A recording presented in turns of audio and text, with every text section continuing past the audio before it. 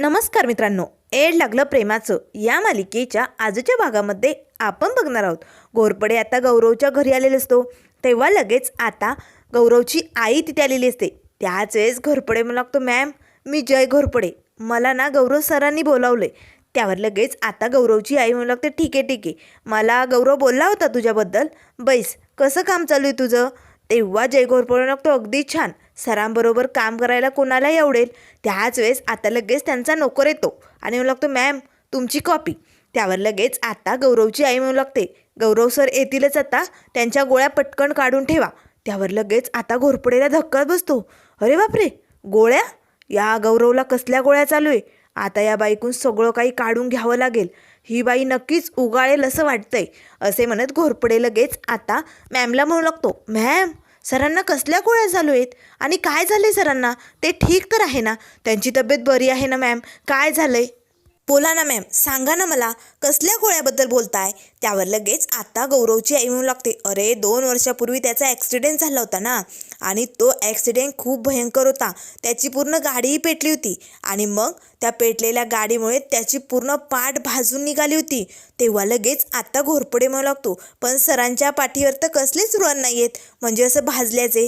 त्यावर लगेच आता गौरवची मॅम म्हणू लागते, अरे कसे असणार, त्यावेळेस आम्ही त्याची प्लॅस्टर सर्जरी केली होती ना. आता मात्र लगेच घोरपडेला धक्का बसतो. अरे बापरे, प्लॅस्टिक सर्जरी? याचा अर्थ म्हणूनच शशिकलाने सांगितली ती पत्रा लागल्याची खून या मिहीरच्या पाठीवरती नाही आहे. कदाचित त्या प्लॅस्टिक सर्जरीमध्ये ती खूनही बुजली गेली असावी. अरे बापरे, याचा अर्थ हाच डाऊट घेतोय माझा की हा गौरव नाही तर मिहीर आहे. मला अजून या बाईकडनं काहीतरी सत्य वधून घ्यावंच लागेल. आणि मॅम, मग गोळ्यांबद्दल कशाबद्दल बोलताय? नाही म्हणजे आता ते व्रण बरे झालेत ना, मग तुम्ही गोळ्या कसल्या देतायत सरांना?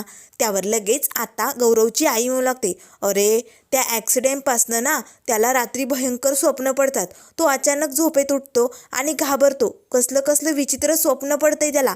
त्यावर लगेच आता घोरपडे म्हणू लागतो, पण कसलं स्वप्न? तुम्हाला काही बोलले नाही का सर? त्यावर लगेच आता गौरवची आई म्हणू लागते, नाही म्हणजे तो अजून कसा काही बोलला नाही, पण भयंकर स्वप्न असतात. त्यावर घोरपडे म्हणू लागतो, पण मॅम अहो आपल्या मुलाला कसली स्वप्न पडतात, काय असतं त्याच्या मनात, हे सगळं काही आईला माहिती असतं ना. तो लहानपणापासून तुमच्याजवळच असेल ना. त्यावर लगेच आता गौरवची आई गप्प बसते. आता मात्र तिला काय बोलावं काही सुचत नाही. त्यावर लगेच घोरपडे म्हणू लागतो, बरोबर बोलतोय ना मी, आईला माहीत असतं ना मुलाच्या मनात काय असतं ते. त्यावर लगेच आता त्याची आई म्हणू लागते, हो माहीत असतं, म्हणजे कसं आहे ना, त्याला स्वप्न पडतात पण ती भयंकर असतात. त्याच वेळेस घोरपडे म्हणू लागतो, नाही म्हणजे कशाबद्दल, काय तुम्ही मला नीट सांगाल का मॅम? तेवढ्यात लगेच मिहीर येतो आणि मला लागतो, घोरपडे चल पटकन, आपल्याला खूप महत्त्वाचं काम आहे, आपल्याला कामाला सुरुवात करायची. असे म्हणत घोरपडे लगेच आता मिहीरबरोबर त्याच्या रूममध्ये निघून जातो. त्याच वेळेस आता इकडे राया म्हणू लागतो, मिस बाहेर नक्कीच काहीतरी घोळ वाटतोय मला. राया लका जास्त विचार करावा लागतोय. मिस बाहेर मला खरं खरं सांग बरं, जेव्हा मिहीरची बॉडी तुम्हाला सापडली होती ती कुठे सापडली होती? नाही म्हणजे कुठल्या रस्त्याला काय?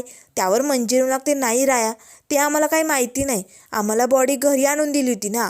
त्यावर लगेच राया लागतो, हो मग मिस बाहेर ती बॉडी नेमकं मिहीरचीच होती का, हे तुम्हाला माहिती होतं का? त्यावर मंजिरी लागते, हो ती बॉडी मिहीरचीच होती. तेव्हा राया लागतो, कशावरनं? तुम्ही चेहरा बघितला होता? त्यावर मंजिरी लागते, नाही पण त्याचे कपडे तेच होते ना, मग कपड्यावरनं आम्ही समजवलं की हा मिहीरच आहे. तेव्हा राया लागतो, काय मिस बाहेर केवळ कपडे त्याच्यासारखे होते म्हणून तुम्ही त्याला मिहीर समजलं? नाही म्हणजे शरीरावरती कुठे व्रण, काही हातपायाला काही होतं का ओळखण, काही नाहीच का? त्यावर मंजिरी लागते, नाही राया त्यावेळेस अशी परिस्थिती होती की आम्ही या सगळ्याचा विचार केलाच नाही. आता मात्र रायालाही टेन्शन आलेलं असतं, नेमकं खरंच तो मिहीर असेल का दुसराच कोणीतरी. तेव्हा मंजिरी लागते, राया अरे तो मिहीरच होता. त्यावर राहायला लागतो, नाही मिस बाहेर मला ही केस ना जरा वेगळीच काहीतरी वाटायला लागली, या सगळ्यात ना काहीतरी वेगळंच वळण लागलं आहे, आपल्याला या सगळ्यात पोलिसांची मदत घ्यावी लागेल, चल मिस बाहेर. असे म्हणत राया तिकडनं निघालेलं असतो. तर इकडे घोरपडे आणि मिहीर वरती मिहीरच्या रूममध्ये आता काम चालू असतं. घोरपडे मात्र सारखा एकटक या गौरवकडे बघत असतो. नेमकं हा गौरव आहे का मिहीर आहे, हा डाऊट माझा क्लिअर का होत नाही आहे? नाही पण सगळा काही संकेत मला हेच सांगतोय की हा मिहीरच आहे. आता त्याला साबुदाण्याची खिचडी आवडते, यालाही ती आवडते. म्हणजे याच्या आवडीनिवडी आणि मिहीरच्या आवडीनिवडी एकच आहे. आणि त्यानंतर पंढरपुराची याला ओढ लागली. विठुरायाची मूर्ती बघितल्यानंतर याला त्या मूर्तीकडे बघून आपुलकी वाटते. आणि एवढंच नाही तर याला त्या ॲक्सिडेंटपासनं भयंकर स्वप्नही पडतात. कदाचित ती स्वप्न याच्या भूतकाळाशी जोडलेली असतील, हो की नाही? मग मला जर याच्या सत्याजवळ जायचं असेल तर मला याचा भूतकाळ याच्या समोर आणावा लागेल. याचा भूतकाळच याचं सत्य मला जाणून देऊ शकतो, हो की नाही घोरपडे? मग तुला तसं काम सुरू करावं लागेल. तेवढ्यात आता लगेच गौरवला फोन येतो. गौरव आता फोनवरती बोलत असतो.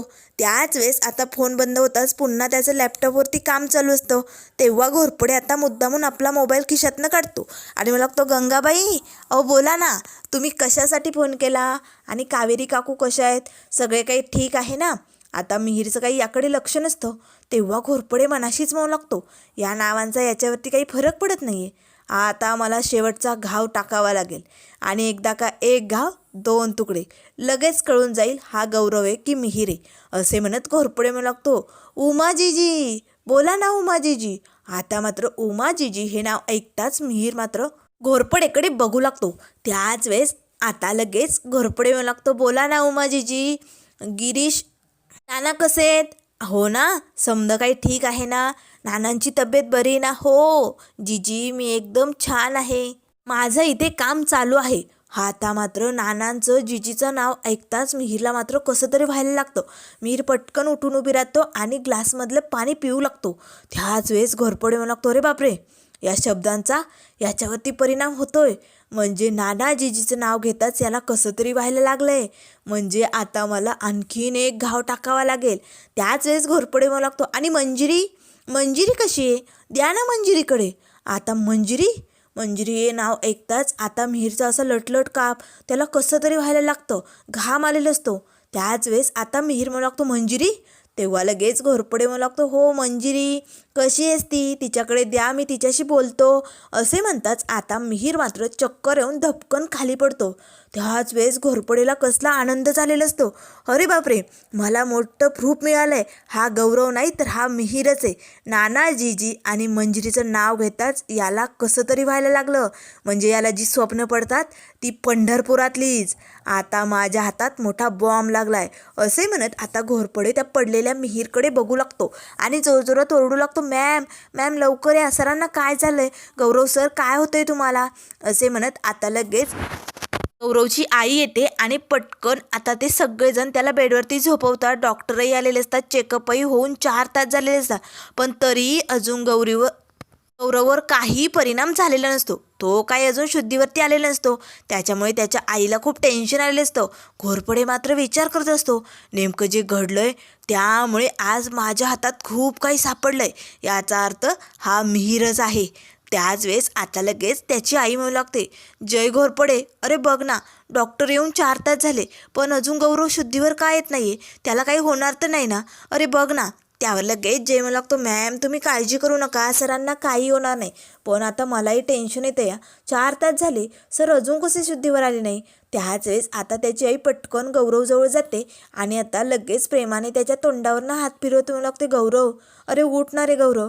त्याच वेळेस घोरपडे मनाशीच म्हणू लागतो, जर हा 2 वर्षापासून इथे राहायला आलाय आणि हिचा मुलगा नसेल तर ही याच्यावरती एवढं प्रेम का करते?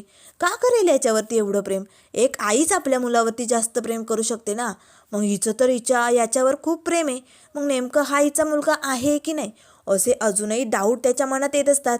त्याच वेळेस आता लगेच त्याची आई रडू लागते. तेवढ्यात मिहीर आता डोळे उघडतो आणि मला लागतो, मॉम. त्यावर लगेच आता त्याची आई म्हणू लागते, गौरव तू ठीक आहे ना? तुला काही झालं नाही ना? तू बरा आहेस ना? तेव्हा गौरव म्हणू लागतो, हो मी बरा आहे मॉम, तू काळजी करू नको. तेव्हा त्याची आई म्हणू लागते, तू उठून बैस बरं, मी तुझ्यासाठी काहीतरी घेऊन आले. असे म्हणत त्याची मॉम तिकडनं बाहेर जाते. त्याच वेळेस घोरपडे म्हणू लागतो, सर तुम्ही आराम करा, मीही आलो जा. तेव्हा लगेच मिहीर म्हणू लागतो, थांब घोरपडे, तू मगाशी कुणाशी फोनवरती बोलत होता? बैस इथे, सांग मला. त्यावर लगेच घोरपडे म्हणू लागतो, मी मगाशी माझ्या आईशी. त्यावर लगेच आता मिहीर म्हणू लागतो, नाही म्हणजे तू जी नावं घेतली ती मगाशी ती कुणाची होती? त्यावर घोरपडे म्हणू लागतो, सर म्हणजे ती घेतलेली नावं का? अहो ती सिरियलमधली, माझी आई खूप सिरियल बघते आणि तिच्याशी जर बोलायचं असेल ना तर सिरियलमधल्या टाईपच बोलावं लागतं. तिला खूप आनंद वाटतो, म्हणून मी ती सिरियलमधल्या लोकांची नावं घेत होतो. नाही म्हणजे तुम्हाला ती नावं ऐकून काही प्रॉब्लेम झाला का सर? तसं असेल तर मला सांगा. नाही तुम्हाला काय आठवलं का? अहो ती नावं घेतल्यानंतर तुम्हाला चक्कर आली का? तुम्हाला घाम आला होता मी बघितलं. नेमकं काय झालं सर? मी ती नावं पुन्हा घेऊ का? तुम्हाला काहीतरी आठवेल. त्याच वेळेस मिहीर मला तो नाही नको. कोरपडे तू इकडनं जाऊ शकतो. मला जरा वेळ एकट्याला राहायचं आणि आराम करायचे. तू जा इकडनं. असे म्हणत घोरपडे तिकडनं उठतो आणि मग लागतो नक्कीच काहीतरी होतं याला. म्हणजे याला जी स्वप्न पडतात ती हीच नानाजीची मंजिरी पंढरपुरातली. अरे बापरे, माझ्या हातात खूप मोठा आटूम बॉम्ब लागलाय. असे म्हणत घोरपडे खुश होतो.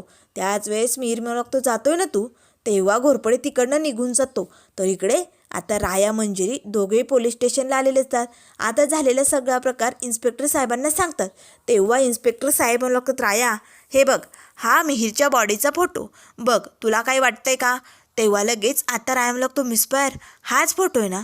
मग कपडे तर हेच आहे त्याचे, हेच लग्नात कपडे घातले होते ना? तेव्हा मंजिरी म्हणू लागते हो राया. त्यावर लगेच राया म्हणू लागतो पण सर अहो फोटोवरनं याचा चेहरा दिसत नाही ना, मग कपड्यावरनंच ओळखायचं का फक्त? तेव्हा इन्स्पेक्टर साहेब म्हणू लागतात हे बघ राया, ज्यावेळेस मिहीरचा ॲक्सिडेंट झाला होता तेव्हा त्याचा चेहरा बघण्यासारखा नव्हता आणि ज्यावेळेस अशा केसेस घडतात ना त्यावेळेस असाच चेहरा झाकून फोटो काढले जातात. त्यामुळे आपण तो चेहरा नाही बघू शकत ना. आणि त्याच्या घरच्यांनी जे काही सांगितलं होतं त्यावरनं हा मिहीरच होता. तेव्हा लगेच राया लागतो सर मला मिहीरच्या त्या केसची फाईल बघायला मिळेल का? तेव्हा इन्स्पेक्टर साहेब लागतात नक्कीच. जाधव रायाला ती फाईल दाखवा. त्याच वेळेस हवलदार लगेच ती फाईल आता रायाच्या हाती देतात. राया पटकन ती फाईल उघडतो आणि लागतो मिस्पायर बघ यात मिहीरचा ॲक्सिडेंट त्या रात्री झाला होता, पण ज्या माणसाने मिहीरला उडवलं तो माणूस जिवंत आहे पण तो कदापि सापडलाच नाही, हो की नाही सर? तेव्हा इन्स्पेक्टर साहेब लागतो हो, तो ड्रायव्हर फरार झाला, तो परत आलाच नाही. त्यावर लगेच राया लागतो मग तो ड्रायव्हर कोण असेल? त्याने मिहीरला का उडवलं असेल? असे असंख्य प्रश्न रायासमोर उभे असतात. तर इकडे संध्याकाळची वेळ झालेली असते. आता मात्र शशिकला आपल्या रूममध्ये असते. त्याच वेळेस आता तिचा फोन वाजू लागतो. तेव्हा शशिकला पटकन फोन घेण्यासाठी येते. तर घोरपडेचा फोन असतो. त्यावर शशिकला लागते ए कशाला दारू पिऊन फोन करतो रे? काय काम आहे एवढ्या रात्री? त्यावर घोरपडे लागतो आवाज बंद. आवाज बंद. मी काय म्हणतो आधी ते ऐकून घे, तुझं फायद्याचं ते. त्यावर लगेच आता शशिकला लागते बोल काय म्हणायचं आहे? त्यावर घोरपडे लागतो मला जी माहिती हवी होती मिहीरबद्दल ती काढली आहे का? त्यावर शशिकला लागते झालं, पुन्हा तेच सुरू झालं. अरे दारू ढोसून मला नको फोन करत जाऊ. कशाला माहिती हवी तुला? काय नेमकं काय हाती लागलं आहे तुझ्या सांगशील का? त्यावर घोरपडे लागतो आटूम बॉम्ब. मोठा आटूम बॉम्ब हाती लागलाय आणि जो बॉम्ब फुटल्यानंतर पंढरपुरात फक्त धमाका होणार आहे. अख्खं पंढरपूर हादरणार आहे. त्यावर शशिकला म्हणू लागते घोरपडे असं काय तुझ्या हाती लागले मला सांगा. त्यावर घोरपडे म्हणू लागतो मी कशाला सांगू? तुला मला मदत नाही करायची ना, मग मी नाही सांगणार. पण जेव्हा हा बॉम्ब फुटेल ना तेव्हा शशिकला म्हणू नको मला या प्लॅनमध्ये का घेतलं नाही. मग आपली ही काही पार्टनरशिप आहे ना ती तुटली जाणार आहे. तुला नाही करायची ना मदत, नको करू. तेव्हा लगेच शशिकला लागते थांब सांगते तुला माहिती. करते ना मी माहिती गोळा. तेव्हा घोरपडे लागतो हो ना, मग सगळी माहिती गोळा कर आणि सगळं काही मला कळव. असे म्हणत घोरपडे फोन ठेवतो. आता शशिकलाला धक्का बसतो. या घोरपडेला नेमकं ही माहिती हवी कशाला? तर इकडे आता संध्याकाळी मंजिरीचा स्वयंपाक चालू असतो. रायाचा विचार करण्याचं काम चालू असतं. त्याच वेळेस आता चुलीचा जाळ मोठा असतो त्यामुळे मंजिरीला चटका बसतो. आता मंजिरी आई ग असं ओरडू लागते.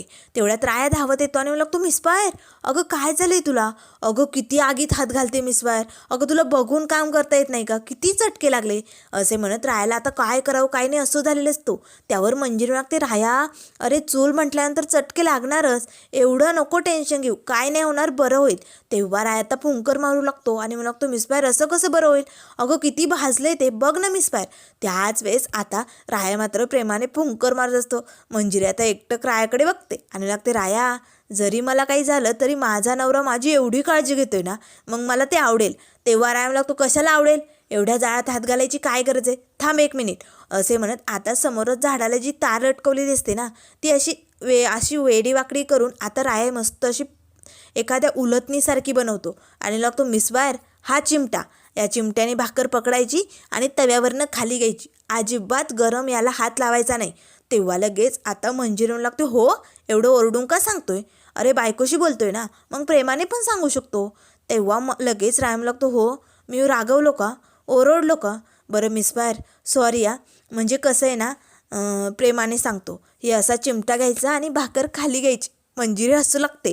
तेव्हा राय लागतो, आता काय झालं मिस फायर? त्यावर लगेच आता मंजिरी लागते, राया खरंच तुझं खूप प्रेम या माझ्यावरती आणि माझ्या नवऱ्याचं किती प्रेम आहे हे बघत होते म्हणून हसू आलं. त्याच वेळेस राय लागतो, मिस फायर तू थांब, तुला जमणार नाही. तू ना या भाकरी थाप आणि मी भाजतो. आता मंजिरी भाकरी थापू लागते. त्याच वेळेस शशिकला येते आणि गरम तव्यावरती बादलीभर पाणी फेकते. आता राया मंजिरीला धक्का बसतो, ए काकू काय वेडेपणा आहे हा मूर्खपणा का करतेस तू? आता मात्र शशिकला लगेच दोघांकडे रागाने बघू लागते. तर त्यानंतर मित्रांनो पुढील भागामध्ये आपल्याला बघायला मिळेल, ज्या माणसाने मिहिरला उडवलं होतं तो ड्रायव्हर रायाने शोधलेला असतो आणि त्याला एका टिपाडात घालून रायाने आता जीजी नानासमोर आणलेलं असतं. तेव्हा लगेच आता नाना म्हणतो, राया हा काय वाह्यातपणा आहे? तेव्हा राया लागतो, वाह्यातपणा नाही सत्य हे.